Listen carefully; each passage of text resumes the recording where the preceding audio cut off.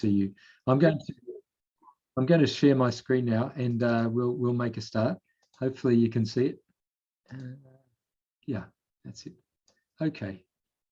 All right. Well, look, we'll make a start. And today I wanted to talk about neonatal infections because they're some of the most common problems we deal with, and they're some of the most challenging problems as well. And I think in the past we've thought of neonatal infections in a fairly simple way. It's neonatal sepsis or it's something else. And I guess I want to expand and give a bit more detailed information about different neonatal infections today, so we can have a better understanding of both neonatal bacterial infections and viral infections and other types of infections.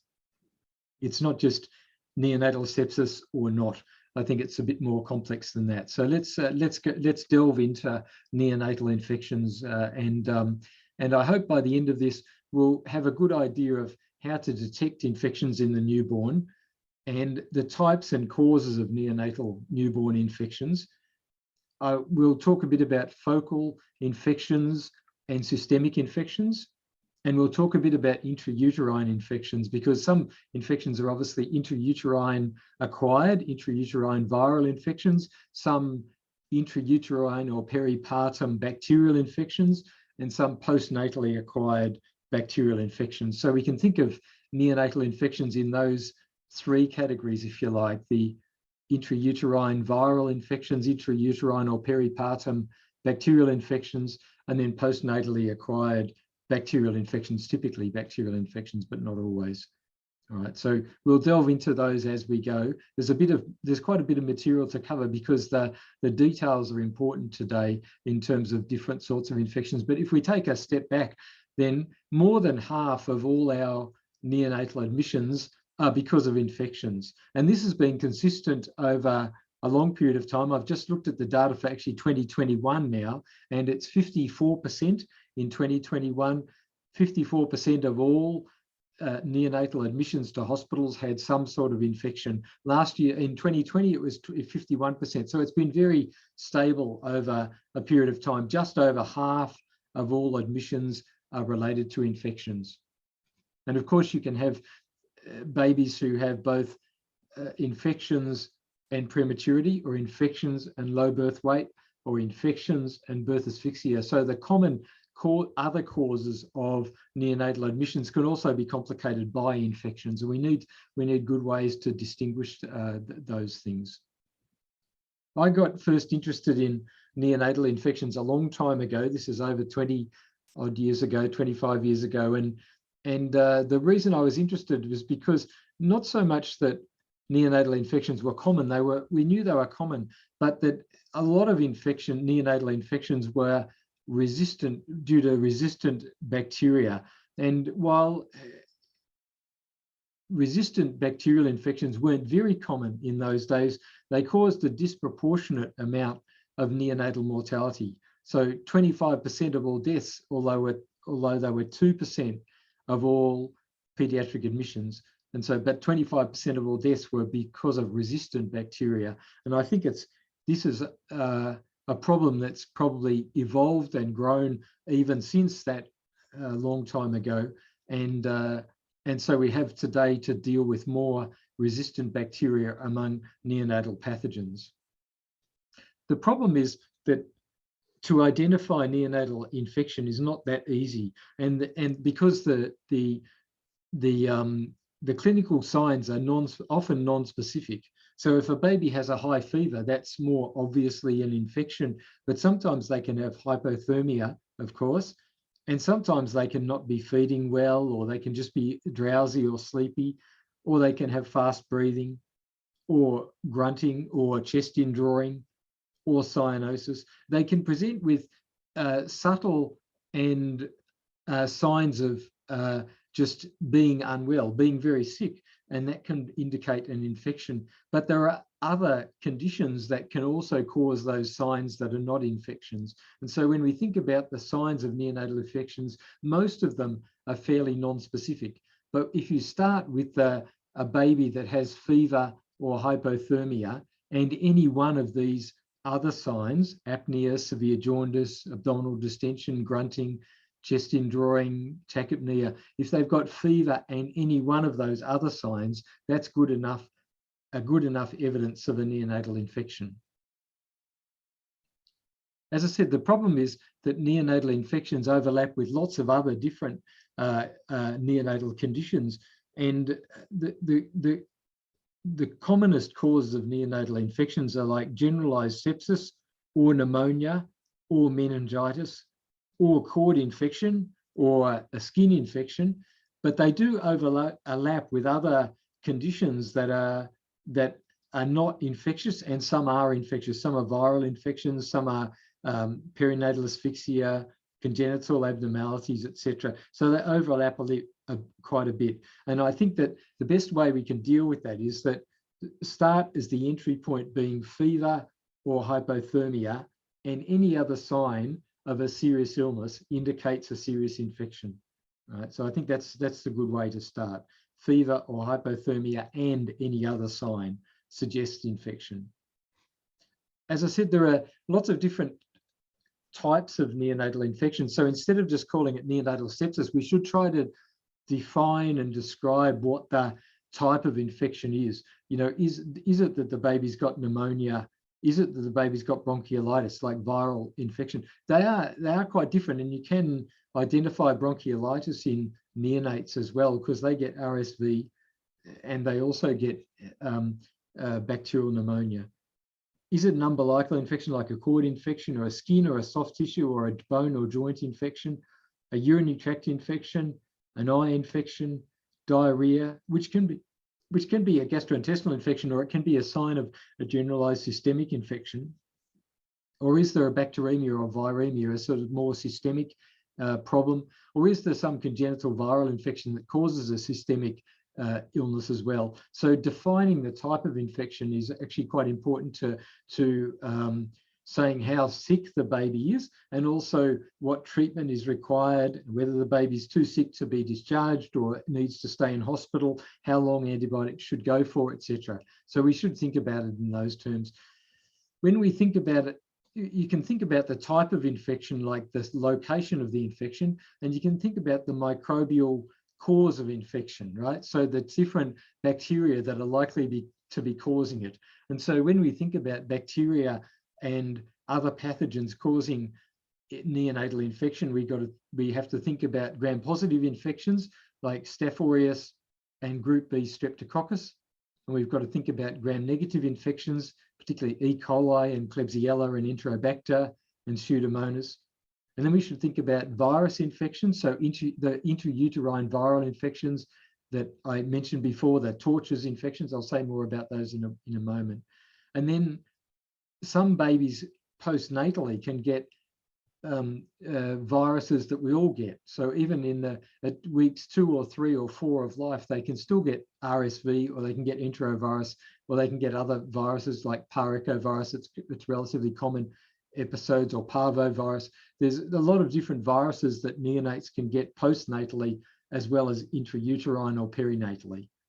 And then there's congenital infections besides the intrauterine viral infections, and there are a certain number of babies that are born with congenital tuberculosis or congenital malaria. And I'm sure you've seen many babies that become unwell with what looks like miliary TB in the first few months of life, and they've probably had congenital hematogenous spread of tuberculosis, for example.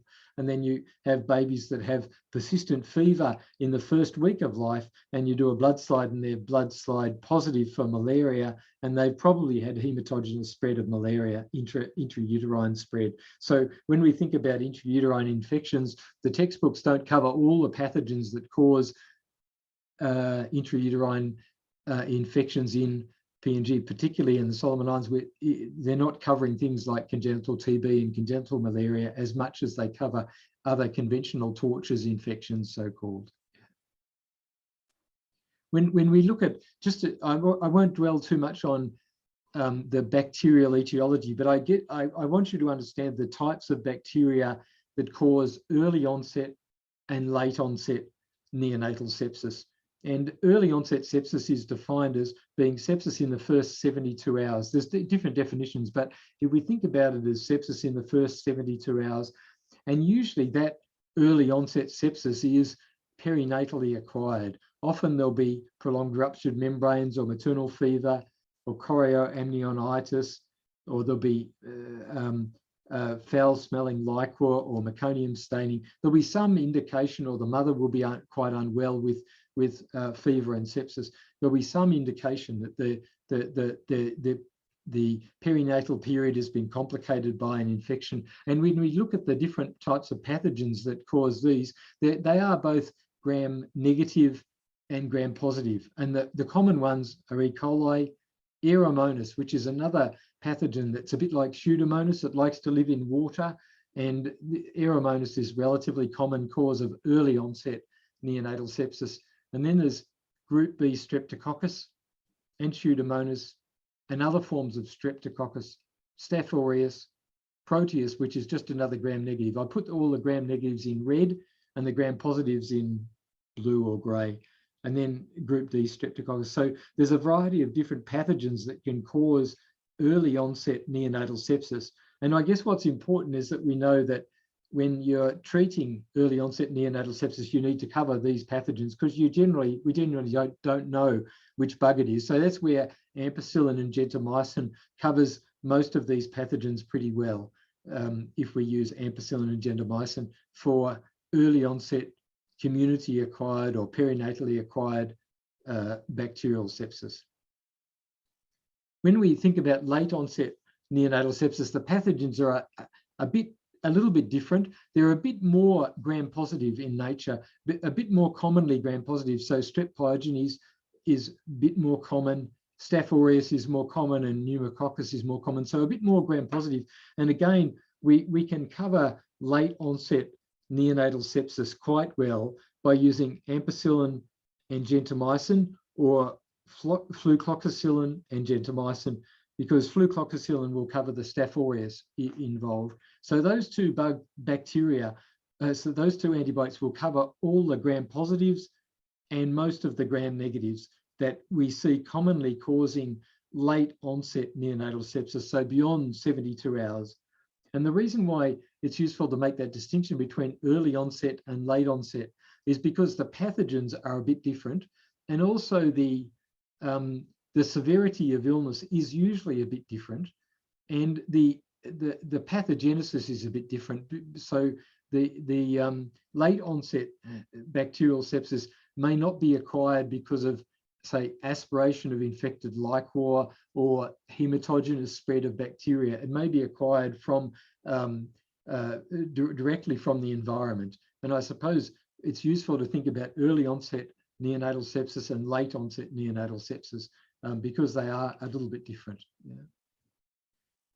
So, for example, here's a baby who has, I'm not sure whether you can see, but I normally ask, what can you see here? But clearly the abdomen is very distended. And I want you to see, not only is the abdomen distended, but the baby's skin color looks abnormal. And if you look, you can see a bit of general, not only distension, shiny distension of the abdomen, but also a redness about the lower abdomen. And this is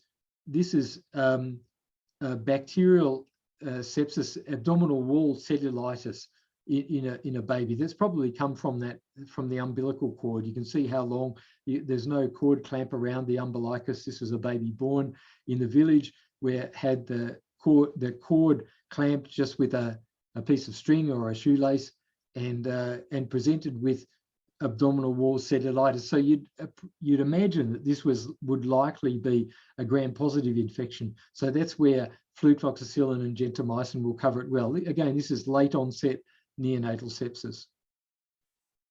When you've got sepsis involving the skin or the umbilicus with erythema of the skin, then most of those will be gram-positives. Most of them will be Staph aureus. And when we've got that infection, we need to think, is it just the skin that's involved, or is there an abscess underneath it? And sometimes when you see a baby like this, you can't always see the abscess to begin with, but you need to think, is there an abscess underneath that, And because if there's an abscess, then antibiotics alone won't treat the infection. You'll need to drain the pus. But sometimes we need to think, is it just cellulitis, or is it fasciitis, that is a deeper layer of the soft tissue, or is it pyomyositis, or is it septic arthritis involving the joints, or osteomyelitis, or intra-abdominal spread? And because Staph aureus can spread to all of these different fascial planes, as can group A streptococcus. They can spread like that. It's well covered by flucloxacillin and gentamicin. But if you see a baby who's unwell with this type of infection, you need to think, do we need to drain pus, or is there good source control already? That's the question we should ask, not just what antibiotics we should give, but have we got adequate source control? Flucloxacillin plus gentamicin is the right way to go, plus source control of the infection. This is a different infection, and you can see that the abdomen is quite swollen and shiny again, but you can also see, instead of being erythema, you can see purplish spots. And this is gentian violet, of course, but this is not gentian violet. These are called purpura. And when you see purpura, it's more likely to be gram negatives. Not always, sometimes it can be gram positives, but often this is gram negative. And this was Pseudomonas sepsis in a neonate, in a low birth weight neonate. And the reason to show you this is because to try to encourage you to make that distinction between bacterial sepsis that's likely to be due to gram positives when you've got erythema, and bacterial sepsis that's almost certainly due to gram negatives when you've got purpura. And so when you see purpura or purple spots, think of gram negative infections like meningococcal disease, and in neonates, think of Pseudomonas or E. coli or Klebsiella, one of those pathogens. Ampicillin and gentamicin will cover it well. If you've got hospital-acquired infection, then you may also need to use ceftriaxone or ceftazidime, or ampicillin and amikacin. That will also cover it well, because amikacin is like gentamicin, but it also covers some resistant gram negatives. And sometimes when you've got resistant Pseudomonas or resistant Klebsiella, then you need amikacin. We'll talk about second-line therapy in a little while, but ampicillin, gentamicin being first-line therapy. But always think to yourself, is it early or late onset? Is it likely to be gram positive or gram negative? Is it likely to be community acquired or hospital acquired? Because when you think about that, those things that can help you with your antibiotic therapy, if it's hospital acquired, late onset neonatal sepsis, then your antibiotics may have to be second line therapy to start with. This photograph just shows a baby who's got severe chest indrawing, and many cases of severe neonatal pneumonia can look like this. And neonatal pneumonia can look a bit similar to other forms of neonatal respiratory distress. So we end up treating many cases of RDS or meconium aspiration as pneumonia anyway. But it's useful to think of a definition, and I quite like this definition that was used by some other clinicians, some other scientists that wrote about neonatal pneumonia. And this is, I think, a good definition, because it combines, it helps us understand not all types of neonatal respiratory distress is pneumonia, but if you've got clinical signs of respiratory distress plus a positive blood culture, or two or more of the following, so a maternal fever or foul-smelling liquor or prolonged ruptured membranes, or just clinical signs of sepsis, the things we talked about before, or an X-ray suggestive of pneumonia, or a positive sepsis screen, your full blood count looks like it's toxic and angry. We'll talk about that at the end, but how to recognize sepsis on a full blood count is very important. So if you've got any two or more of these, then that's good enough to be neonatal pneumonia. And the treatment, of course, is what we know: oxygen, antibiotics, and the first line therapy for neonatal pneumonia is just ampicillin or amoxicillin and gentamicin. for the gram-positives and the gram-negatives. If you're worried that the baby's got staph infection, then it's flucloxacillin and gentamicin. If you're worried the baby's got hospital-acquired neonatal pneumonia, then amikacin or ciprofloxacin if you think it's hospital-acquired and it might be resistant, or ceftriaxone, perhaps. But typically amikacin or ciprofloxacin if you think there's extended spectrum beta-lactamase producing gram-negatives, so E. coli or Klebsiella. So again, I think it's useful when we think about infections in neonates to think what's the site of infection? Is it pneumonia? Is it bacteremia? Is it urinary tract infection? Is it cord sepsis? Is it skin sepsis? Is it meningitis? Or maybe we can't tell just at this stage. And is it early onset or is it late onset? Is it community acquired or hospital acquired? And that will help us with our antibiotic choices.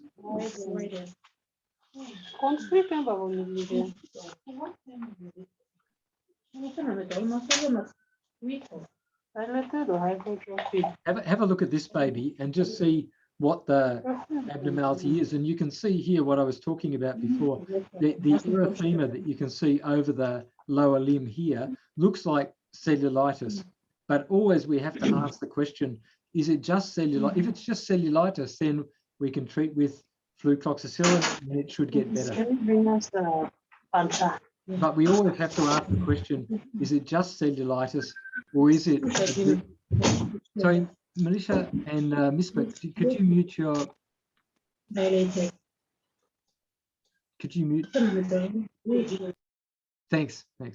Okay. Yeah, the question we have to ask is always whether it's just cellulitis or whether it's some deeper infection. Is it fasciitis? Is it osteomyelitis? Is it septic arthritis? And this baby had, of course, osteomyelitis and septic arthritis. And you can tell that by the thickness of the induration. What I mean by induration is when you press hard on the skin, it feels quite hard and feels woody. It doesn't feel like normal skin. And that can give you an indication that the infection is just deeper than just cellulitis. So that's a question we should always ask. And you can see that the infection is spread up to the suprapubic region as well as just being in the leg. So this baby had osteomyelitis with sepsis. Again, Staph aureus, but unless you make that diagnosis, is it just cellulitis or is it something deeper? Then what we'll end up doing is just treating with antibiotics and not getting source control. And we need to always achieve source control in these infections. Similar to this one, this is a baby, not a neonate, but a slightly older baby who had obviously septic arthritis. And this is a swollen, tense knee, and 120 mils of pus was drained from this knee. It was easy to drain the pus because the knee was so swollen. And of course, this is Staph aureus again, but unless you ask the question, is it just cellulitis or is it something deeper, then you won't get adequate source control. And using antibiotics alone won't treat this infection. You have to get good source control.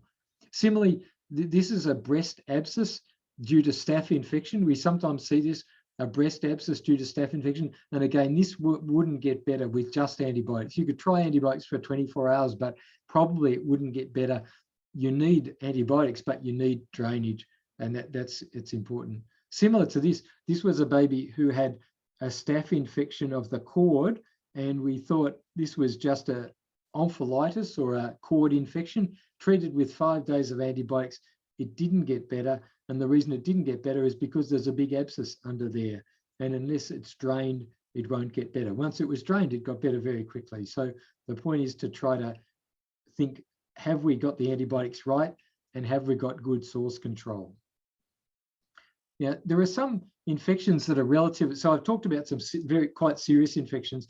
I want to talk about a few things that look like infections, but aren't always. This is an infection. This is just staph pustules, skin infection, isn't it? Staph pustules.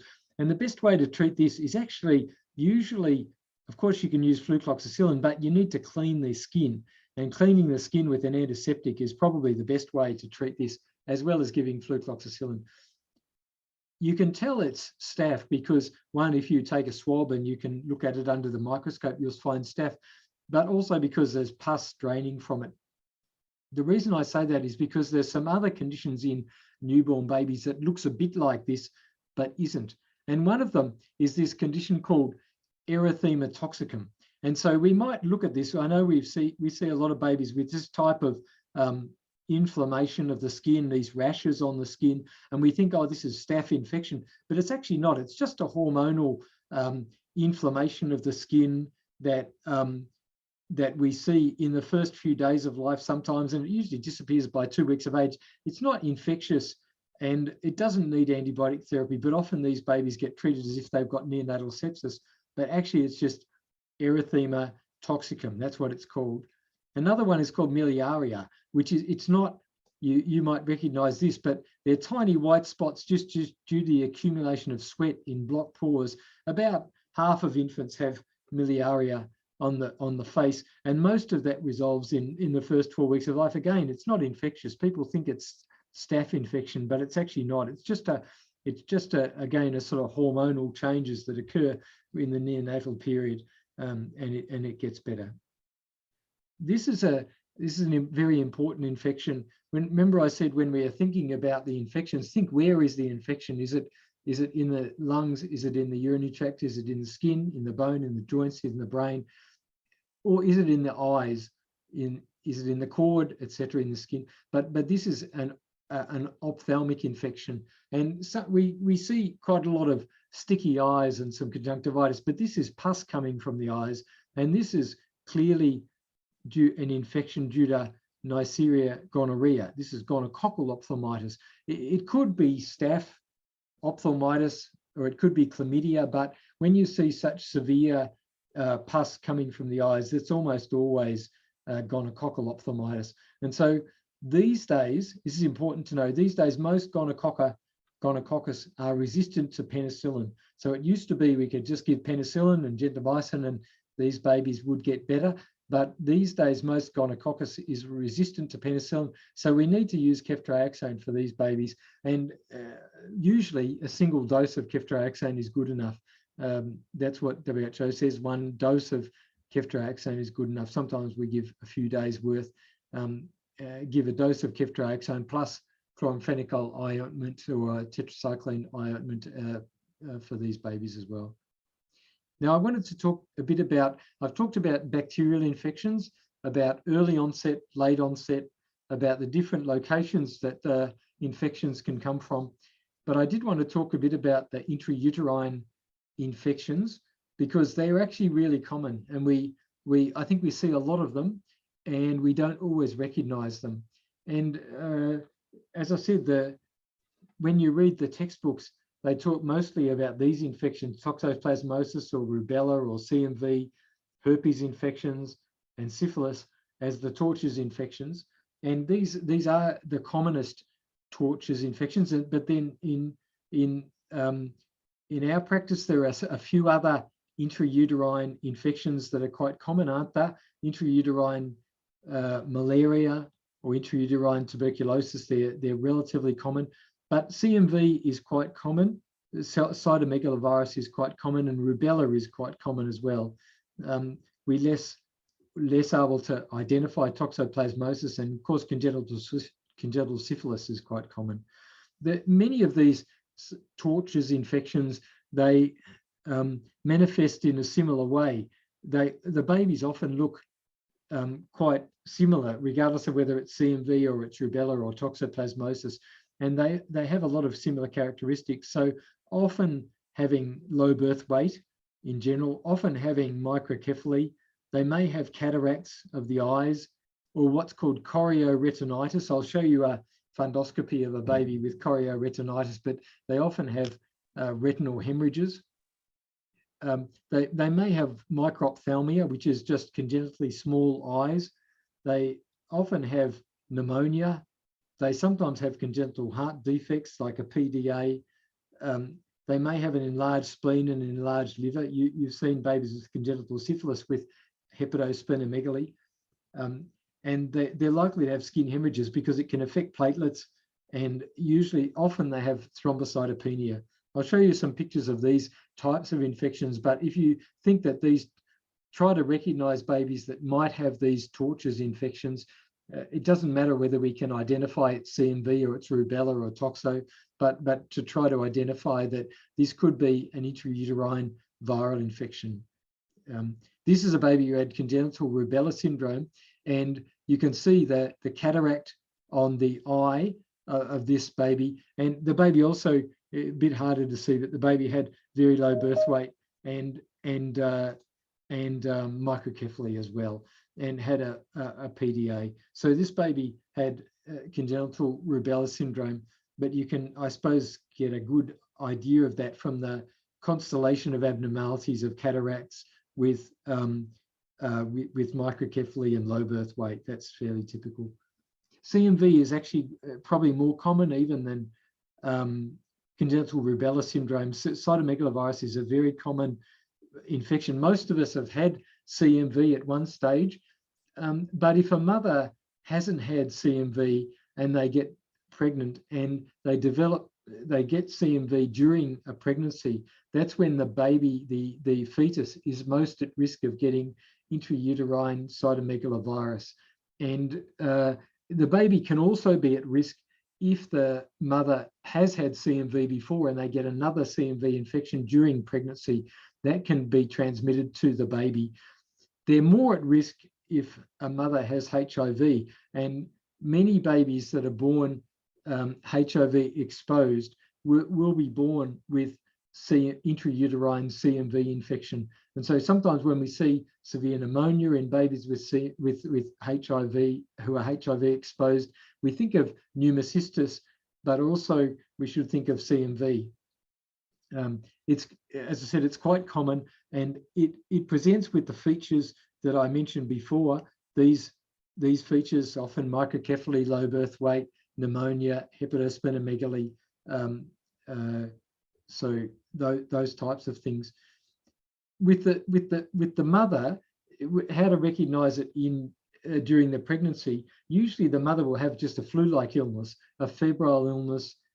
Sometimes it's a bit like glandular fever. They'll have lymphadenopathy and be quite unwell and be lethargic. They may have a respiratory infection, but the signs are usually quite non-specific. But if a mother is unwell with a febrile illness, then also it's useful to think of CMV, especially if the mother has HIV. But even if the mother doesn't have HIV, is not living with HIV, then it's still possible that she could become unwell with CMV and pass it on to the baby.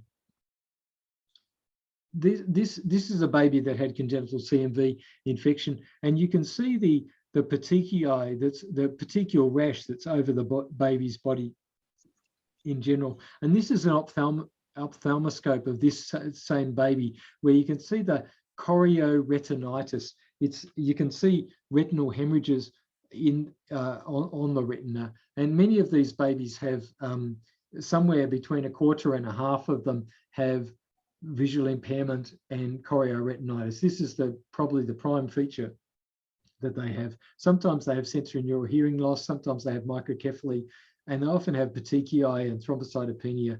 But congenital CMV is relatively common, and like congenital rubella syndrome, we should try to identify it. Many of these babies have, as I said, microcephaly. And when we think about infections that cause microcephaly, I won't go through all of this, but there's a number of infections that can cause microcephaly, and they're particularly congenital rubella syndrome. Zika virus certainly causes microcephaly. Syphilis can cause microcephaly if a baby's got intrauterine, quite affected with low birth weight. CMV and toxoplasmosis. So there's lots of intrauterine viral infections that can cause a baby to be microcephalic, to have a head circumference less than 35 centimeters at term, or less than the third centile for their gestational age.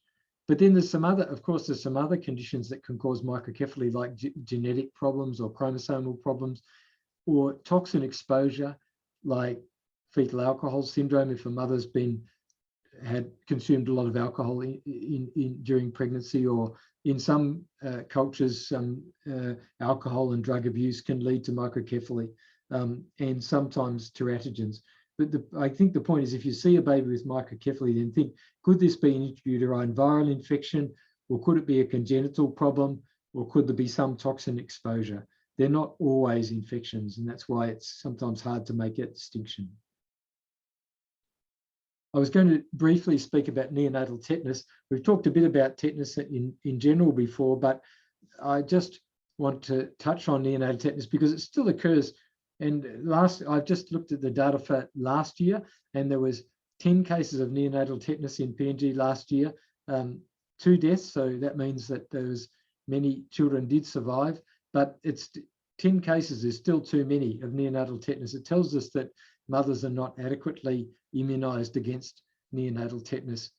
And just to a bit of physiology, if you remember what happens at the neuromuscular junction, the synaptic membrane, what happens is that typically for the muscle to contract, then acetylcholine is released from little packages of little vesicles within the nerve, and they release acetylcholine onto the muscle, onto receptors on the muscle, and that causes muscle contraction. But when you've got, but there are other nerves that come in that, so if you've just got uncontrolled release of acetylcholine, then the muscle will be in contraction all the time. But we're fortunate to have counter-regulatory neurotransmitters. And the two I want you to know about are gamma aminobutyric acid, and glycine. They're both released by other nerve endings that come into the neuromuscular junction, and they inhibit the release of acetylcholine. And so normally we've got this balance between neurotransmitters that cause the muscle to contract and neurotransmitters that inhibit contraction. And that's the way it is for all nerve synapses. And with tetanus, you have a blockage here of the inhibitory nerve endings. And so therefore you have unopposed release of acetylcholine. And so it looks, oh, maybe I haven't got it. Yeah, it looks like this. The tetanus toxin blocks the release of glycine and gamma aminobutyric acid and leads to uncontrolled release of acetylcholine at the synaptic cleft, and that leads to uncontrolled muscle spasm. And that's why tetanus lasts as long as it lasts, because it takes that long, sometimes weeks or months, for the tetanus toxoid to get off the toxin, to get off the synaptic cleft. Normally, we have these inhibitory neurons, and it takes a while for the tetanus toxin to get off the inhibitory neuron synaptic cleft and just allow that balance to occur again. So tetanus that's the pathophysiology of tetanus. I think you should know about that. And the treatment, you know what we do to treat babies who've got neonatal tetanus. They're very hard to treat, but we should avoid all unnecessary handling and noise, a low stress, low stimulation environment, give them oxygen. They often have breathing problems, don't they? I typically use paraldehyde or diazepam or chlorpromazine, and a combination of those medications, phenobarbital sometimes, and using combinations, and often the combination low dose, and using it orally, not intramuscularly, because if you give intramuscular agents on an ongoing basis, that will cause spasm every time. So it's okay for the first doses to be intravenous, but then after that, don't give intramuscular injections, give it orally, and you may need to give more and more just to stop the spasms.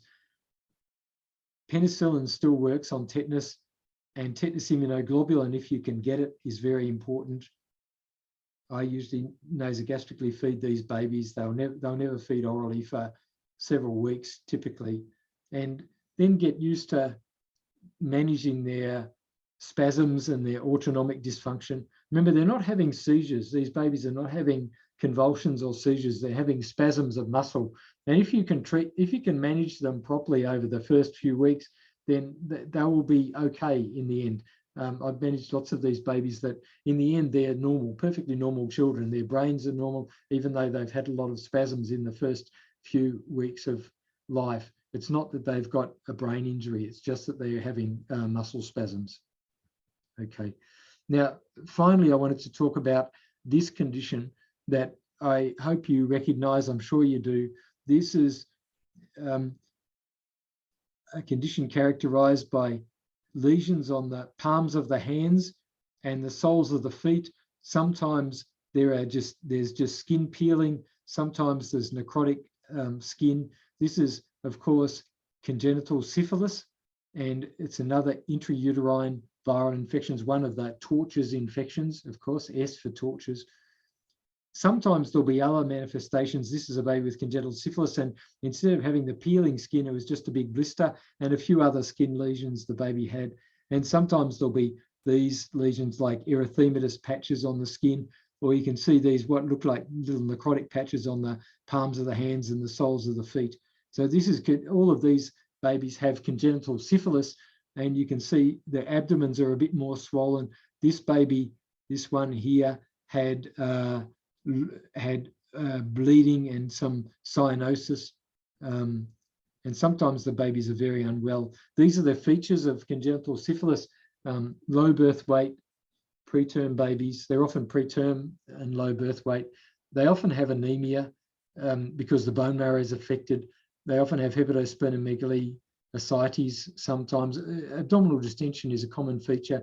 Jaundice, pneumonia, and periosteitis, which just means that they have like their periosteum in their bone is very inflamed, and they have like periosteal reaction.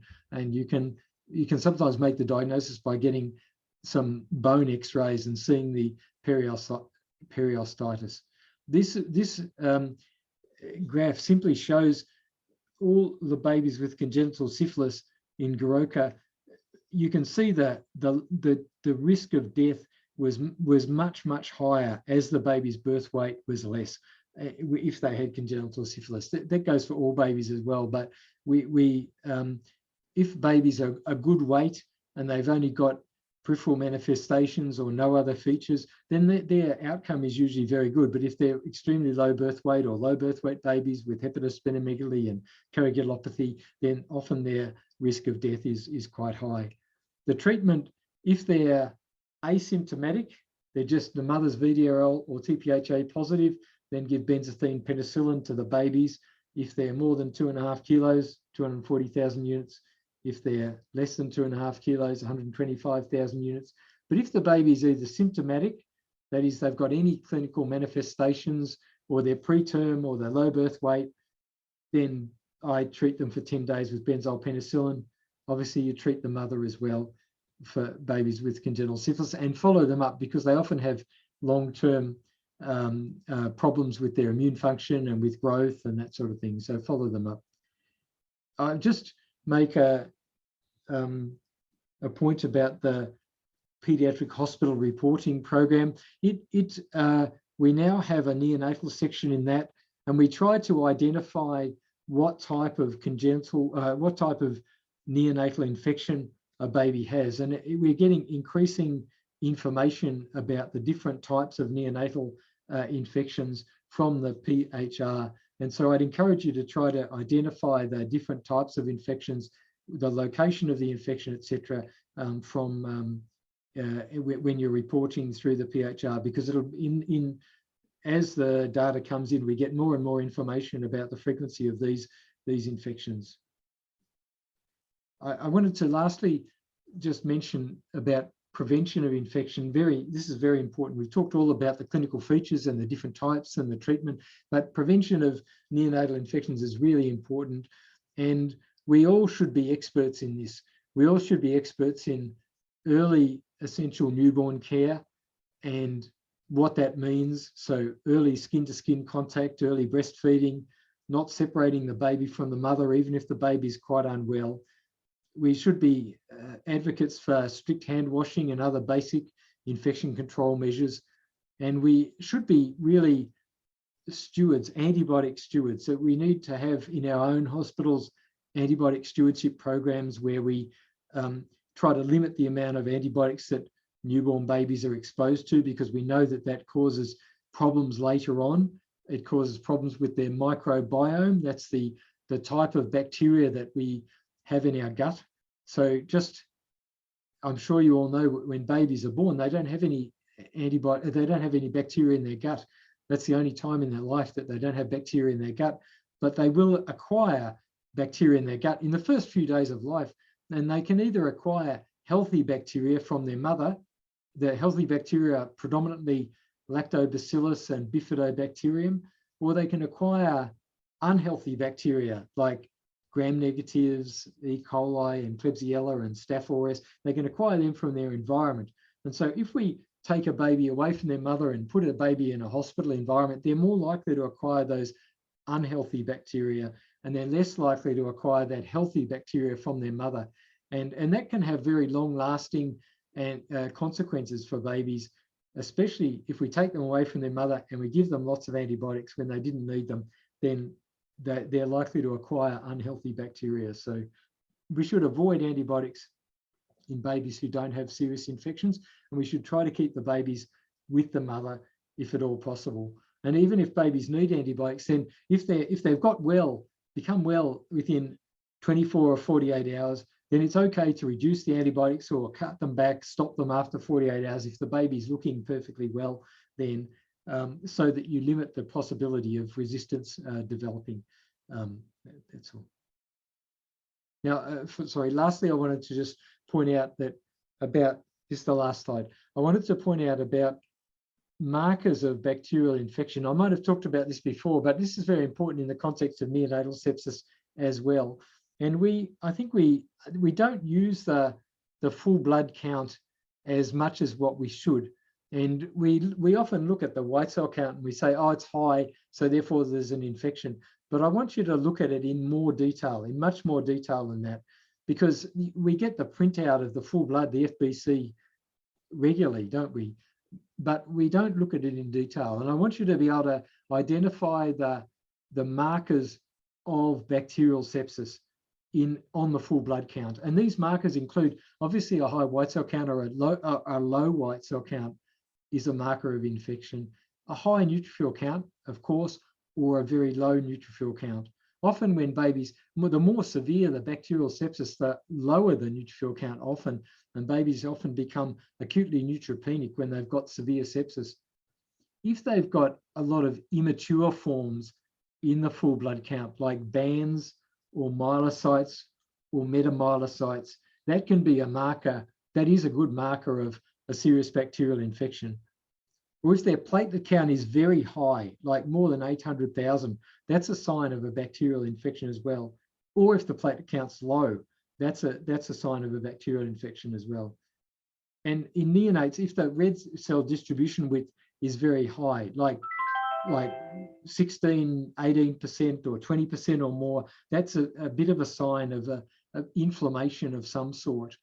And then sometimes the laboratory, the lab will tell you that there's toxic granulation of neutrophils. These are angry looking neutrophils or granulocytes that have lots of lysosomes that are about to release their cytokines as part of the inflammatory response. And I don't know whether you can see it, you might not be used to looking at neutrophils, but these look very angry neutrophils to me, with lots of lysosomes that are about to release those cytokines that cause fever and inflammation.